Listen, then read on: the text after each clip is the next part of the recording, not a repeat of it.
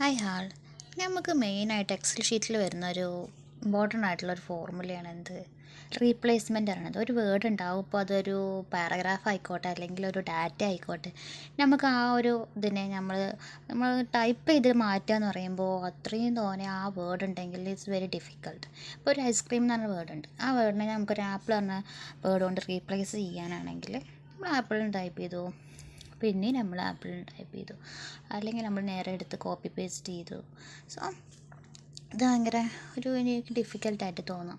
കാരണം ഈ ഒരു ഡാറ്റ മാത്രമല്ല, വലിയ ഹ്യൂജ് ഡാറ്റാസ് ഉണ്ടെങ്കിൽ സോ നമുക്ക് എന്ത് വേണം, കൺട്രോൾ+H അമർത്തിയാൽ നമുക്ക് ഇങ്ങനെ ഇത് വരും, ഫൈൻഡ് ആൻഡ് റീപ്ലേസ്മെൻറ്റിൽ നമ്മൾ ഏതാണോ ഫൈൻഡ് ചെയ്യേണ്ടത് വെച്ചാൽ ആ വേർഡ് അടിച്ചു കൊടുത്താൽ നമുക്ക് ആ ഒരു ഷീറ്റിൽ എത്രങ്ങാണ്ടും ഡാറ്റാസ് ഉണ്ടോ ആ ഒരു ഡാറ്റാസിൻ്റെ ഇത് നമുക്ക് കിട്ടും. അതേപോലെ തന്നെ ഈ കൺട്രോൾ+H ഉപയോഗിച്ചിട്ട് നമുക്ക് റീപ്ലേസും ചെയ്യാം. ഒരു വേർഡ്, ഇപ്പം നമുക്കൊരു വേർഡ് ഉണ്ട്, എന്താണ് ഐസ്ക്രീം എന്നൊരു വേർഡ് ഞാൻ ടൈപ്പ് ചെയ്ത് കൊടുത്തു.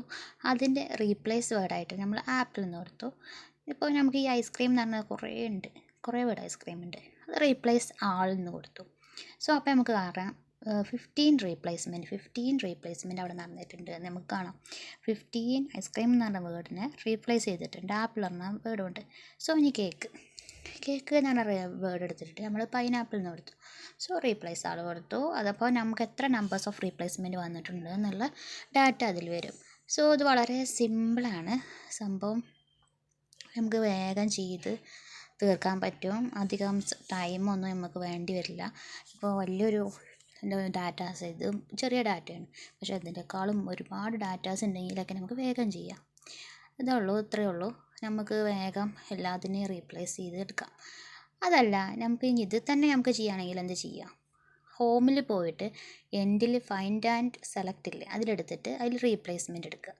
ഇതിൽ ഫൈൻഡ് ആൻഡ് റീപ്ലേസ്മെൻറ്റ് അതേ ഫങ്ഷൻ തന്നെയാണ്, അതേ ഫോർമുല തന്നെയാണ്. ആ ഫോർമുല തന്നെ നമ്മൾ യൂസ് ചെയ്തിട്ട് നമുക്കതിനെ റീപ്ലേസ് ചെയ്യാം. സോ ഇങ്ങനെയുണ്ട്, നമ്മൾ ഹോമിൽ പോയിട്ടും നമുക്ക് ചെയ്യാം. അതേപോലെ തന്നെ കൺട്രോൾ+H ടൈപ്പ് ചെയ്തിട്ട് കീബോർഡ് ടൈപ്പ് ചെയ്തിട്ട് നമുക്ക് പോവാം. So thank you for watching.